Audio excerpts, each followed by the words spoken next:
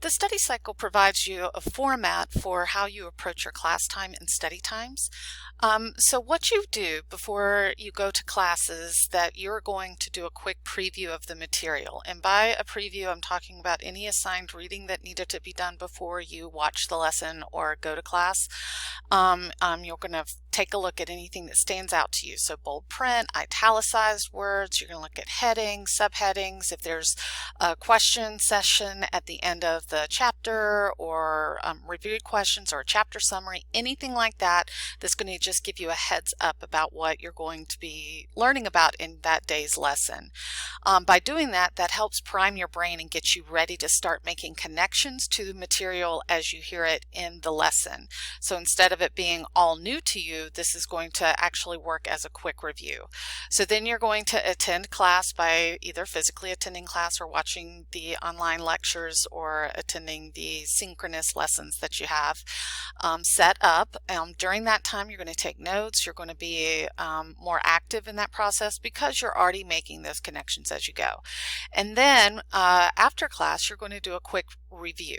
And we always recommend doing something within 24 hours because if we are not actively working with material, we tend to lose it pretty much immediately. So we want to be seeing information again and again and again. And by doing this review within that 24 hours, it's still fresh enough that you are able to fill in any kind of missing pieces, anytime that you maybe veered off in a different direction in your notes because the class, the professor may have switched topics or something along those lines. This helps you make very clear notes. You're also seeing the material one more time, which is also a helpful thing. But all of this right here, this whole strategy right here adds a total of maybe 15-20 minutes more to your time. And then after class, what you can do to use the intense study sessions. And this is also very similar to the study cycle that you just saw. So what you do is you set a goal for yourself. You say, what can I do in the next 30 to 50 minutes?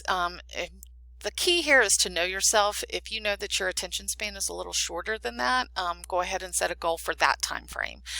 So you set a goal for yourself and then you're going to work to achieve that goal. So whether it is to summarize your notes, whether it is to create some kind of graphic organizer, or is it just to read and take notes on what you're reading, anything like that that you need to do to achieve this goal.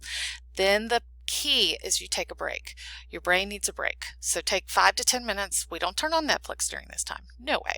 But that 5 to 10 minute break can really help just kind of keep your brain fresh and everything else. And then you come back and you say, okay, what did I just learn? Could I talk about it? Could I teach it? Are you feeling confident about that material, or is there something that helps you realize that there is a hole in your understanding? So this is a good time to continue to evaluate your understanding as you go.